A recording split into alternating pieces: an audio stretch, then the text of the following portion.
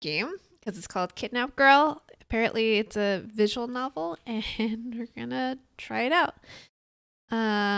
What really sold me was some of these comments. This guy played 1.1 hours.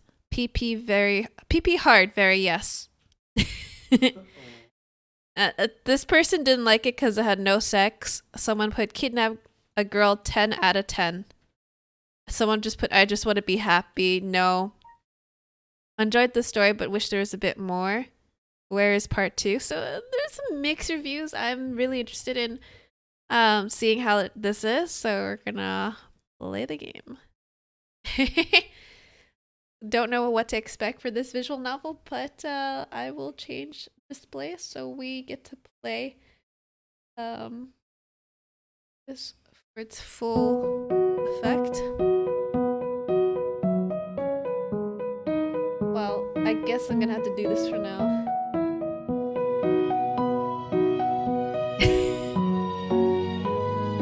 Do we play in all these different languages or English?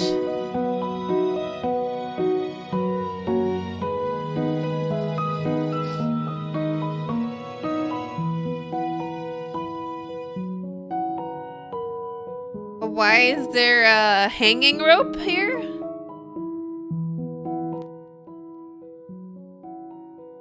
I guess I'll put it down like this. We should do full screen. Okay. Okay.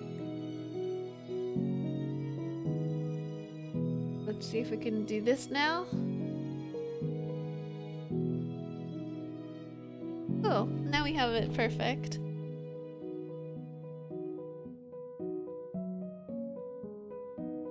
Sounds good. New game. The day I turned 17, I kidnapped a girl. Her name was Alice. Sociability was not the main feature of her character. In class, she was always quiet, especially with no one to talk to. A girl like her was not difficult to pull out for a date after school. In the process, she readily agreed to come home with me, where I gave her some juice laced with sleeping pills. Alice fell asleep in just a few minutes. It's my first kidnapping. Not a bad beginning. Everything went according to plan, although with the dosage I went too far. I live with my uncle. His house was too big for just the two of us, so some of the rooms were empty. My uncle said for a long time that he wanted to rent them out, but he didn't post any ads, so I used one of them as my torture chamber. Of course, he didn't know about that. Edward was the name of my uncle. He rarely went into the empty room. The only key card to the room was settled in my pocket. Edward always came home late, so today I had plenty time to have fun with my new toy. When I locked myself in the room with Alice, I felt a wave of heat sweep through my body. My hands were sweating as began to crawl along the rope. My gaze darted hungrily from the sharp blade to the white skin of the motionless body and back again. I licked my lips in anticipation. This is such a weird... Simultaneously, with the excitement, bad thoughts came to my head. I looked back at the closed door. Did I make a mistake? Did everything go well? I shook my head, shaking off my misgivings, and set about the task I had long dreamed of. The only thing that matters now is that it's just the two of us and that we won't be disturbed for the next few hours. I was getting excited about what was coming.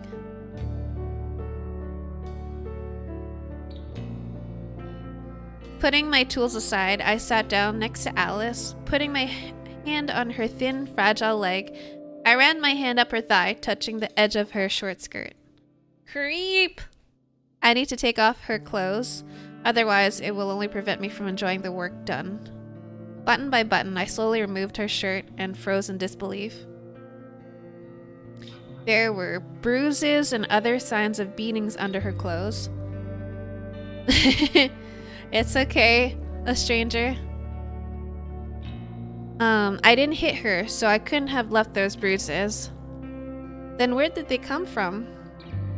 Is she being beaten at home? And after all, she was only beaten where the clothes could hide the bruises to avoid being seen by strangers. It seems that Alice was regularly bullied.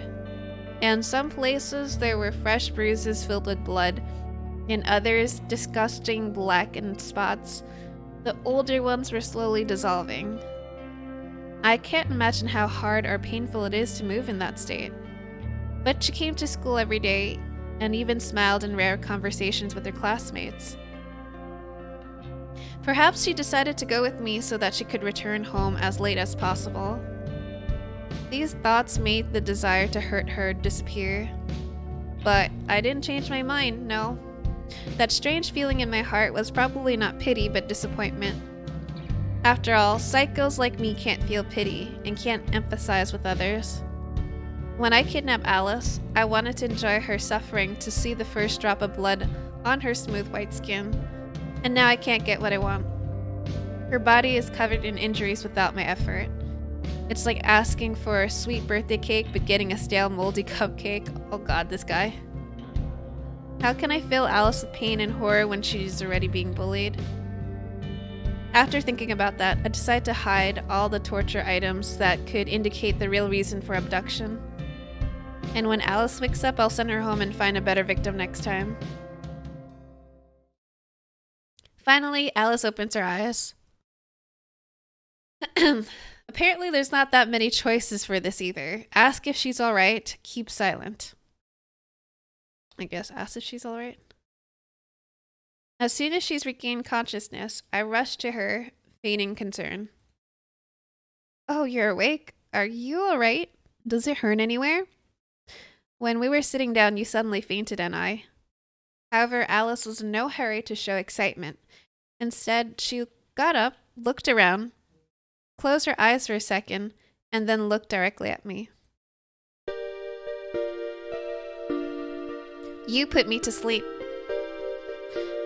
Those words froze me for a second. How did she know that? Oh, what are you talking about? I told you, you passed out.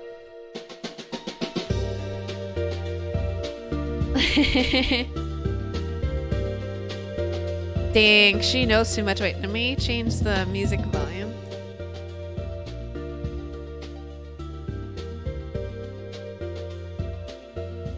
How do I go back?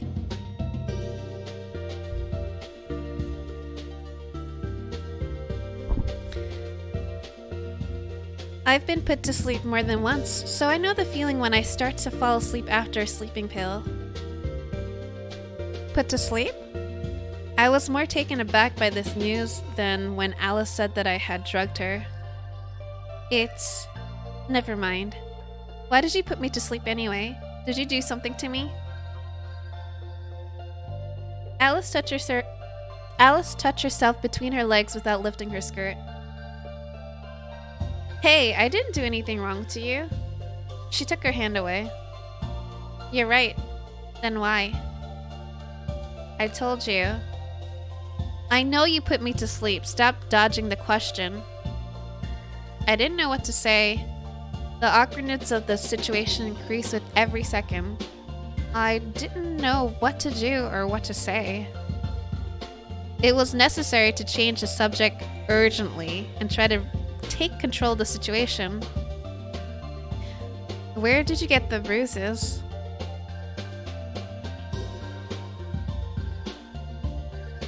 So you undressed me? Ah, I get it. Where are the photos? What photos? The photos of my body. No, I didn't undress you or take pictures of you, trust me. Then why did you put me to sleep? That is not true at all, and you still haven't answered my question. I will only tell you after I hear the truth. I hesitated. Should I tell her the truth? Something like, oh, I'm sorry, I just wanted to torture you at home. But it's okay. I've already changed my mind, so you can go home. Now, this is nonsense then. I'm not sure if it will work, but it's worth a try. Lowering his eyes and stammering, he pretended to be very confused. The only way to get out of the situation, which would go without suspicion, is to come up with a sufficiently touching story. As far as I know, girls are more emotional and romantic than boys. I like you. And for long, I have had this desire to kidnap a loved one, so I decided on my birthday to make myself a gift. Rubbing my hand, I continued to stare at the floor without looking up. Who would believe that? Wait, you love me? I nodded uncertainly. Someone liked me. A recent wariness and anger disappeared smoothly. She smiled and her eyes lit up. It worked. Well, my lie worked. Although, I must admit, I did not expect much success and was already prepping to reduce the kidnapping to a mocking joke. To laugh in her face, call her a naive fool for believing such a handsome man like me can truly ask a mild-mannered girl like her out. And then rudely take her to the door after dealing with several insulting phrases thrown at me. After this farewell, it is not that I could just go back and talk to her anytime soon. I must admit that Alice is not as simple as it seemed. I didn't manage to deceive her the first time, although I'm an experienced liar, oh god. But how can she immediately believe that I loved her? While I was wondering at her naivety, she thought about something for a couple seconds in silence. It turns out I was kidnapped by my classmate, who is also crazy. Her voice became more soft. I would even say melodious. What did you want to do next? Well, I wanted to let you live with me, probably. Alice laughed. Probably. You didn't think it through, did you? There's nothing funny about it. I frowned slightly, which confused my former captive. I'm sorry. I just always thought you were incredible. You have excellent grades in all subjects, you get prizes, you're good at sports. I never thought a guy like you would like me. I didn't think you were a bit stupid after a while. And this is said by the person who was kidnapped. How dare you? We laughed. The tension has disappeared. Alice relaxed and began to behave more freely and at ease. At school, she usually doesn't attract attention. During recess, she rarely leaves the classroom, sitting at her desk with her head down or silently looking out the window. In general, an inconspicuous gray mouse. And now I even catch myself thinking that she has a very nice smile. School, hobbies, music. We moved smoothly from one topic to another, consciously not thinking about the kidnapping, and did not notice how time flew by. The longer we talked, the more free Alice felt. She listened to me with genuine interest, sometimes even making various jokes in my direction and laughing sincerely. I listened to her stories, and sometimes I couldn't help but smile. I got the feeling that the Alice who goes to school with me and the Alice who's sitting next to me are two different people. I never thought Alice could be so sociable and happy. The next few hours passed quickly. We chatted about all sorts of nonsense. I was an idiot. It's late. I think it's time for you to go home. Your parents are probably worried. My words made Alice suddenly sad. Her smile and the spark in her eyes were gone. It's like she's back in the ghost mask she always wore at school. I don't have parents. Sorry. Then who do you live with? With my stepmother and her boyfriend. She almost hissed the last words through her teeth. It was immediately clear to me that things were not going well at home. My guess was confirmed. The family does not favor her very much. Alice continued to sit next to me, not wanting to leave. I was silent and just looked at the time on my phone. Edward should be back soon, and if he sees Alice, I will have to explain. He is a good man and will be happy if I bring a girl home, but Alice is not my girlfriend. I just kidnapped her and tried to torture. Bind and hide in another room with a gag in her mouth is one thing, but to explain what Alice was doing and how we met, I didn't want to. Seeing my confusion, she stopped. Alice glanced at me briefly, then for a moment, pursed her lips, and with a sharp exhale, stood up. I'm sorry, you don't live alone, and it's already late. She went to the door with a noticeable reluctance.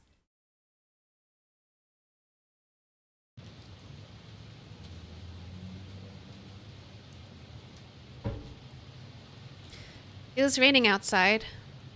Before leaving, Alice turned around, saying the last words. You know, I wouldn't mind if you really kidnapped me. You're much more comforting. And she left. So it would have ended, but a couple of hours later, Alice returned.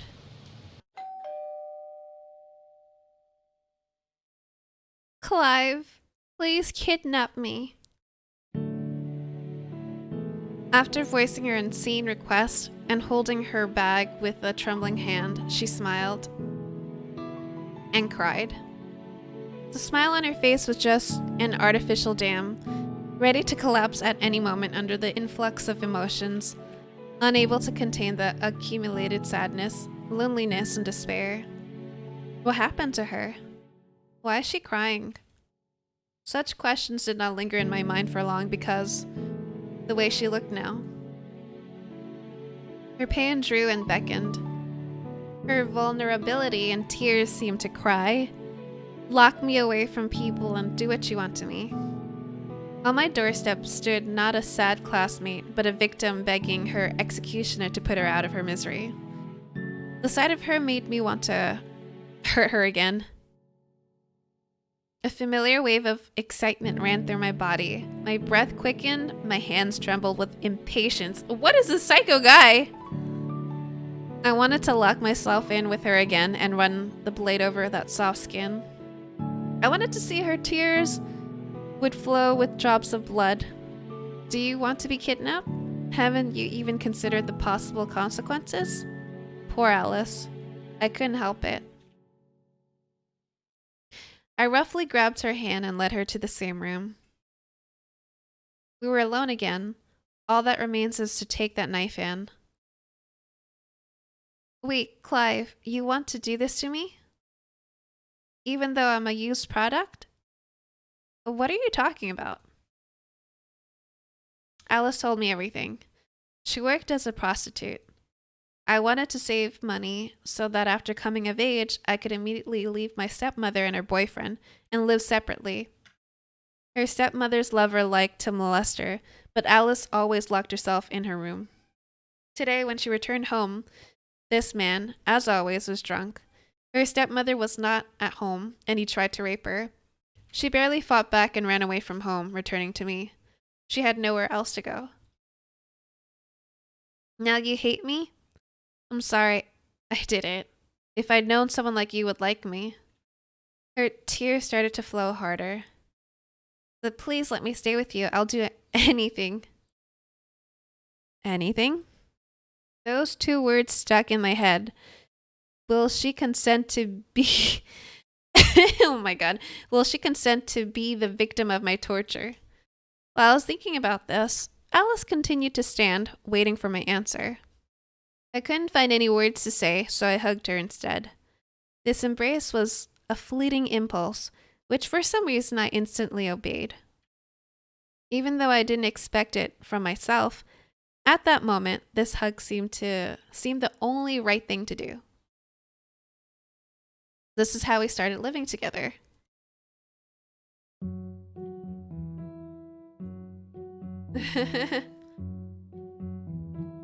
Clive, Are you still awake? Hi, Edward. I need to prepare for tomorrow's test. Good. Just don't overdo it because I won't ask you to give me high marks. It's enough for me that you're happy. Yes, I understand. Well, I won't bother you. You didn't notice anything. Great. I locked the door and went to the balcony.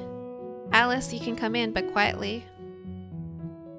Did everything go well? Yes. Initially, I wanted to put Alice in one of the empty rooms, but she was afraid that my uncle would still notice her, so she stubbornly demanded to spend the night with me. My room was spacious, so it was easy to lay another mattress. In theory, Alice would go to school with me.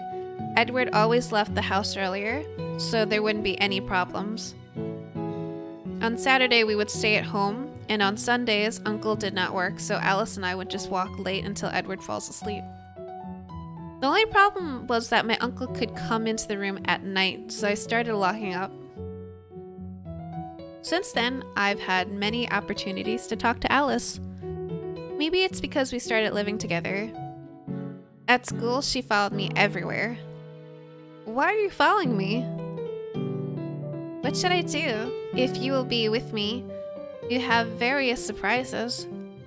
What are the surprises? I'm not going to give in to such temptations. She came close to me and whispered in my ear. Even if you want to do something with me, it's nice. You're kidding. Hey, don't make such an indifferent face. Alice's conversation and behavior turned me on every time. After a while, I decided to finish what I started. Saturday. Alice, can I tie you up? At this time, she was chewing chips, and when I asked her about it, Alice froze with her mouth open. So will you let me? Huh? You finally decided to show me your secret fetish? Huh? Well, be glad, for Alice is in a good mood today. I knew that she would not refuse me. During the time we spent together, it was easy to see that Alice had fallen head over heels in love with me. Now she was as docile as a trained dog. Before proceeding with my plan, I put a diaper on the bed so as to not stain the bed with blood. What? And then I tied Alice up, unbuttoned her shirt, and taped her mouth shut. No resistance. On the contrary, she put her hands in the loops, waiting with interest for what would happen next. Just in case I turned up the music louder, the neighbors don't need to hear all the screaming. As soon as the blade of the knife flashed in my hands, Alice twitched but immediately fell silent, probably thinking it was a joke. How wrong was she? I put the knife to her slightly pale skin, which had already removed all the bruises. Some of the phrasings in this game is a little weird. There's only one small movement of the left hand. Push down, started bleeding, mooing, resistance, fear. She tried to get out, but I tied her up tight. Just as I was about to make another cut, I felt something was wrong. Why? Why do I feel pleasure? I always wanted to do this, so why? I'm just a fucking psychopath. What the hell have I done? I dropped the knife and ran out of my room, leaving Alice bound and alone. At that moment, I realized with horror that I no longer wanted to hurt her. What the hell is wrong with me?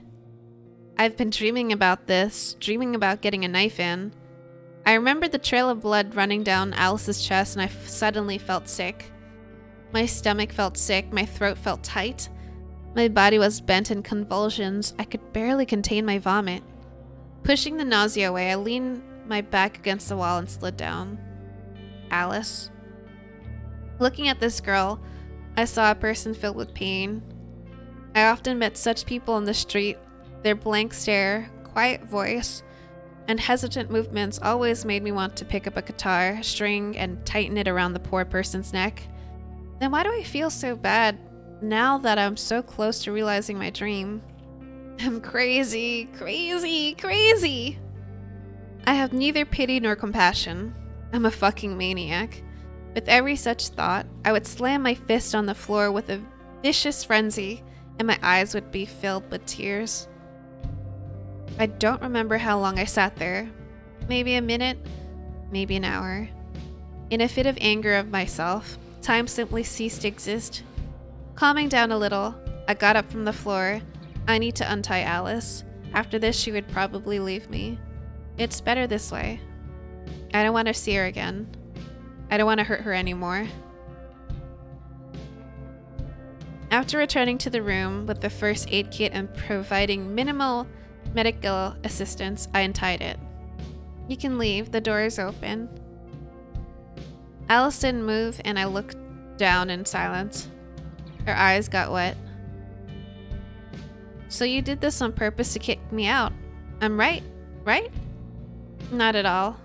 Then why did you do such a terrible thing to me? I do not understand. You really want to get rid of me? No. Yes. She started shouting and started throwing dirty words at me. I just waited in silence for her to calm down. You son of a bitch, then why did you hurt me? Because I'm a psychopath. I've always wanted to do this. In the beginning, I kidnapped you just to torture you. Then why did you stop? I don't know. I don't enjoy it. I always thought I wanted to hurt someone, but it turned out that this was not the case. Damn, I am such an idiot. We didn't say anything else. We sat across from each other in silence, their eyes downcast. After a while, Alice broke the silence. Clive, so you don't like me? I raised my head and looked at her. She looked more or less calm now. No, I never liked you. I got a slap in the face. You lied. I hate you. We didn't talk for the next few days. I didn't kick her out, and she didn't leave after all. One day, Edward came home early from work. I left Alice locked in my room. You know, Clive, I've noticed that our food has started to go missing more often. Oh, it's because of me. Recently I read on the internet that a sports person needs to consume a lot of calories. That's why I sometimes eat for two. Here's how. You're right. We were eating when Edward spoke again. By the way, Clive, I also noticed that you started closing your room. Anything you want to tell me? Damn, it looks like I'm going to have to use an excuse I've already come up just in case. I didn't want to use it. Edward, I'm a teenager, and teenagers have some things they shouldn't talk about. Do you understand? Are you jerking off? Ed! Come on, can't an uncle tease his nephew? Sometimes he acts like a child. What about the girl? I tensed up. Does he know? Are there hidden cameras everywhere? Do you have one? I never heard you say anything about it. I sighed with relief. I don't have a girlfriend, and however, I do not plan to start a relationship yet, since studying takes a lot of the time. I think you need to relax sometimes. A girl would be nice. No, girls are such creatures that you waste... No, girls are such creatures that you waste your time on. I'd rather spend the next few years chasing my goals. It would have gone on like this if something hadn't happened a few days later that I was so afraid of.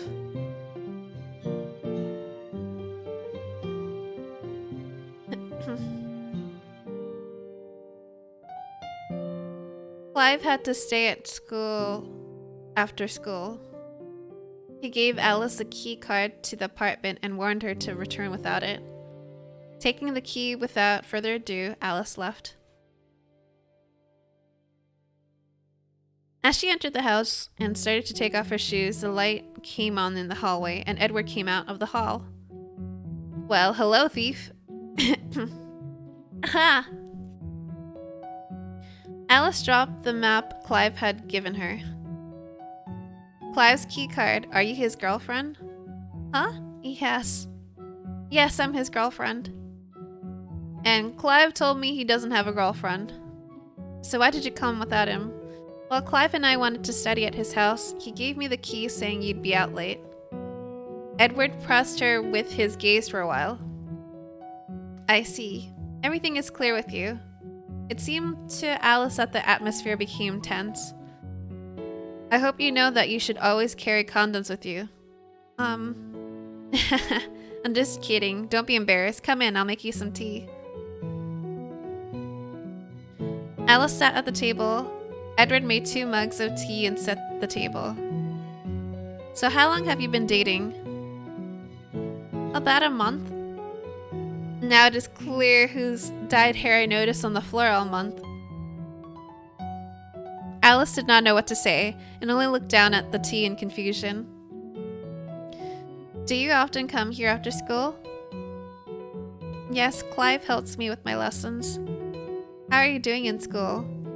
So, not too well. I hope that's alright. Oh, of course, nothing. Grades don't mean much. The main thing is the person's personality, character, actions, and so on. I didn't do well at school myself, but that didn't stop me from going into business. And for some reason, Clive works so hard, spending all his free time doing it. He's a strange boy, but not a bad one. Sometimes, though, I can't figure out what's going on in his head. Did he tell you about his parents? No. They committed a double suicide in front of him. Alice raised her eyes for the first time and looked at Edward. There was no longer a smile on his face, only faint sadness. Hey, De Villers. After their death, I became Clive's guardian. He was only 7 years old at the time, and from then on he became withdrawn and didn't look happy at all. Although before, when I came to visit my older brother, this boy was a fun guy. But from that moment, everything changed. Edward took a sip of the tea. Bless. Alice could see by the tense expression on his face how hard it was for him to remember what had happened. When he was 12, he came home from school one day and asked me how much I made. I don't know what happened to him that day, but after that, Clive started working hard. Studying distracted him from bad thoughts, and gradually he began to change for the better. He even started to smile occasionally at my jokes. When he was 15, I once said that teenagers should do something else besides study and sports. For starters, I suggested that he should, at least, just watch a series with me about some brilliant psychopath. Clive said that he liked the series very much and asked for advice on something similar. I gave him some books, and later he started looking for books and movies that he might like. Sometimes Clive tried to imitate the main characters of these works. However, all his favorite characters are psychos.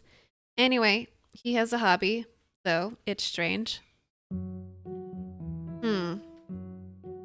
He didn't scare you, did he? Like brandishing a knife or something? Alice almost choked on her tea when she heard this. Oh gosh.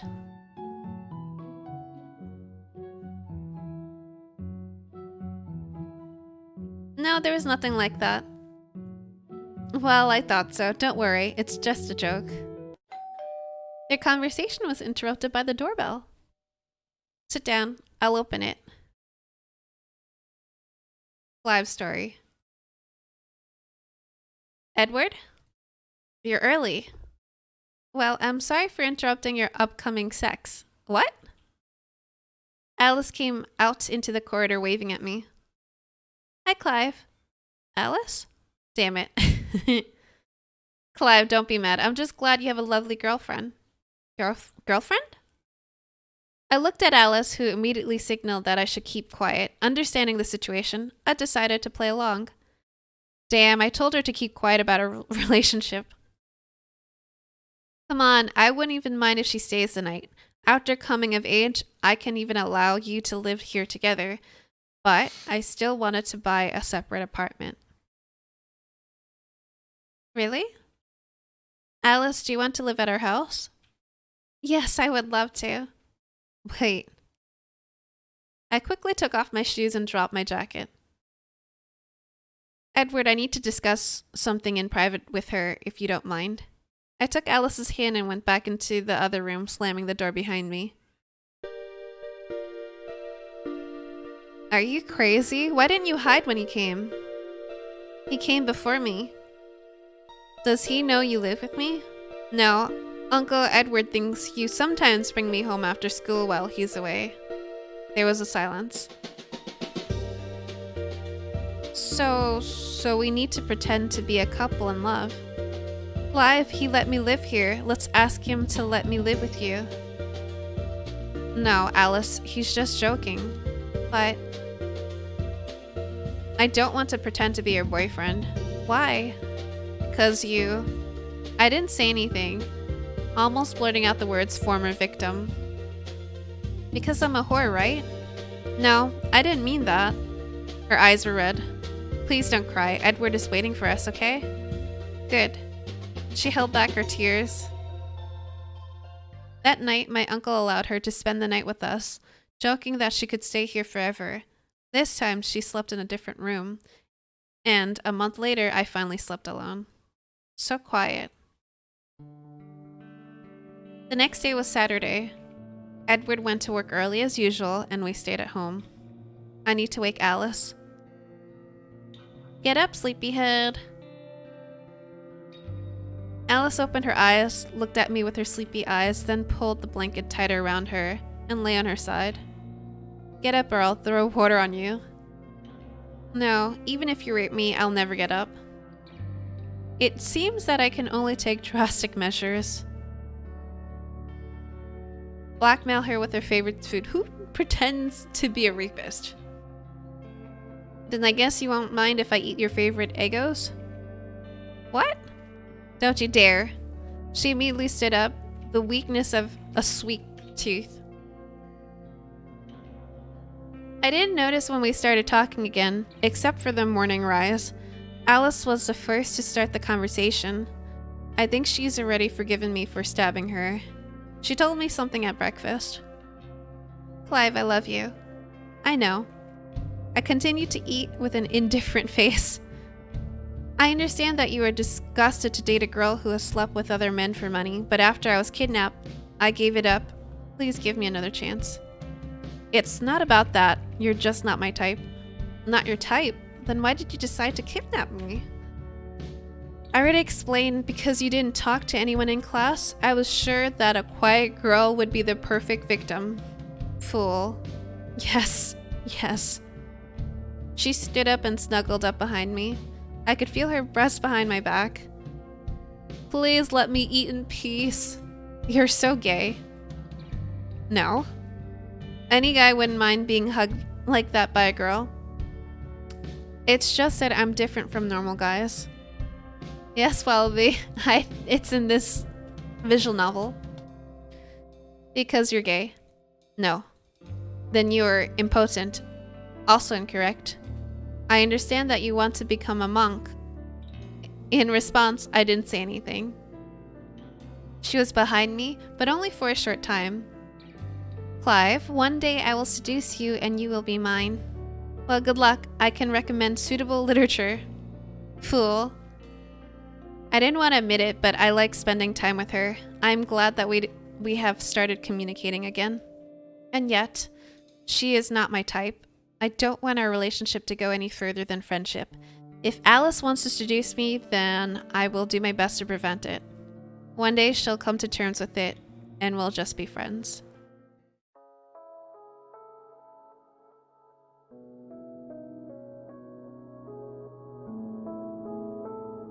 Wait, that's it?